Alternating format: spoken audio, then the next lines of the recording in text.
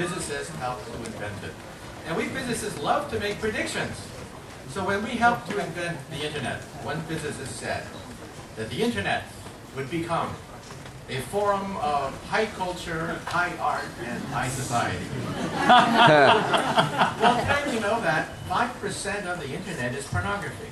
But that's because teenage boys log on to the internet. Just wait until the grandmas and grandpas log on to the internet. Then 50% of the internet will be pornography.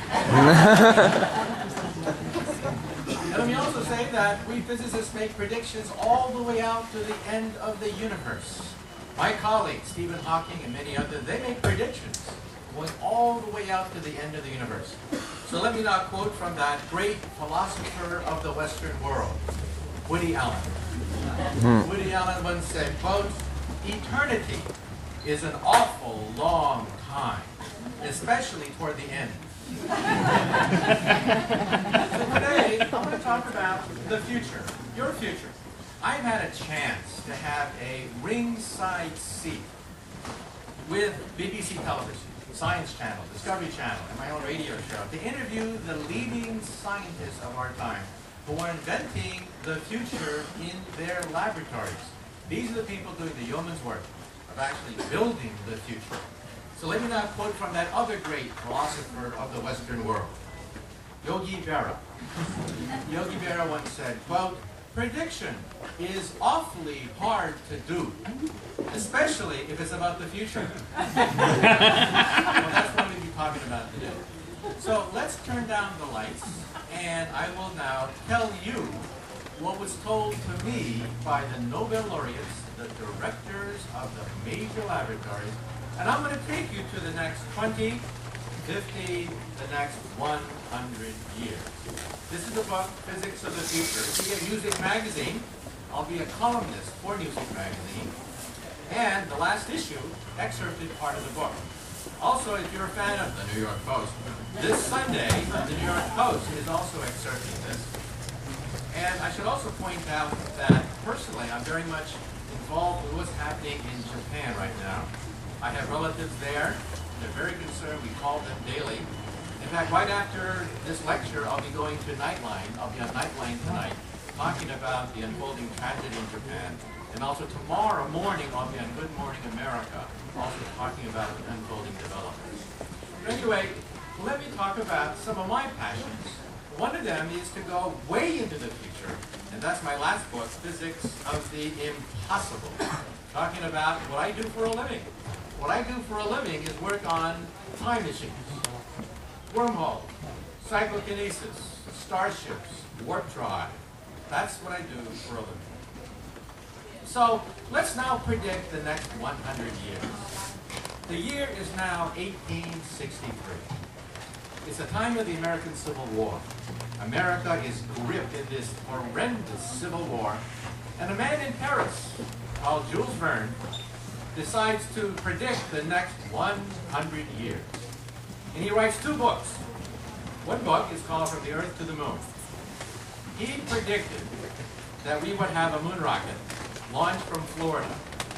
It would orbit around the moon in 3 days, and it would touch down back on the Earth in a splash. He predicted weightlessness.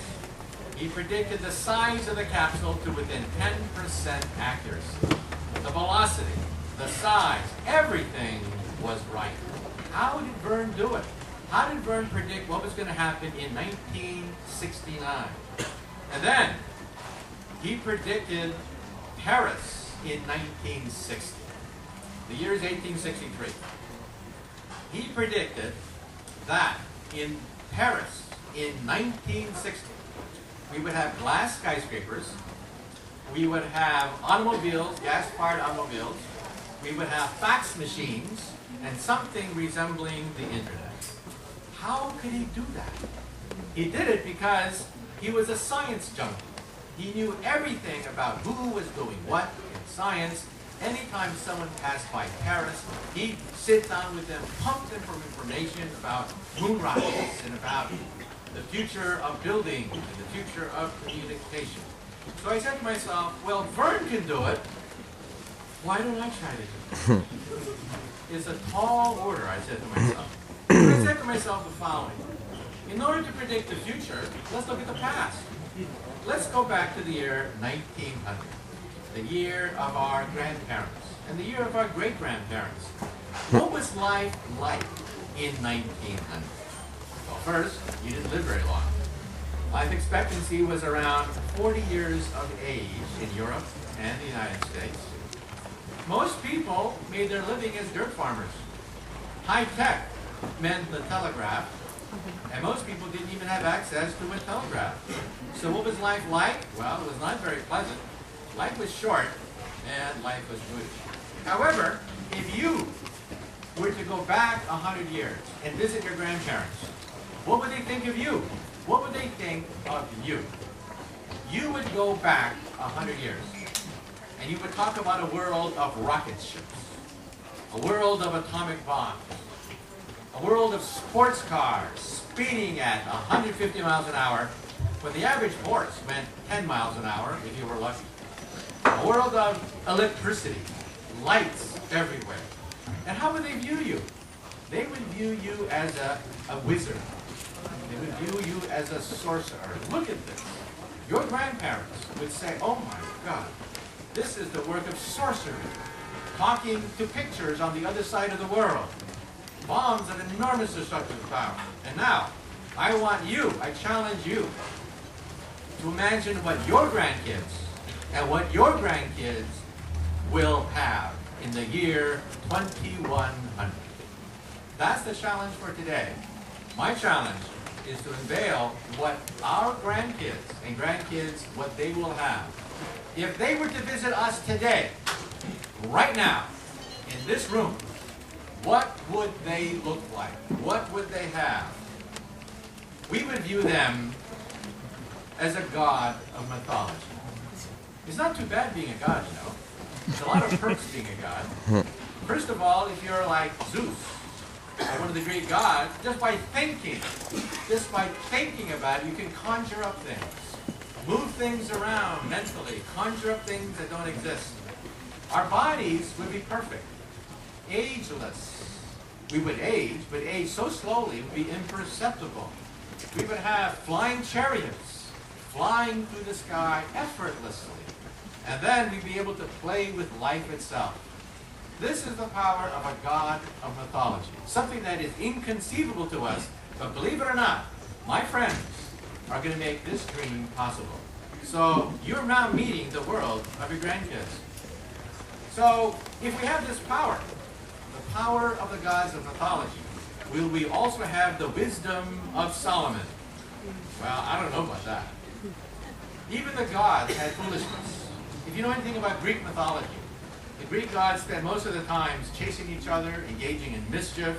Here's Loki, the god of mischief himself, planning the twilight of the gods.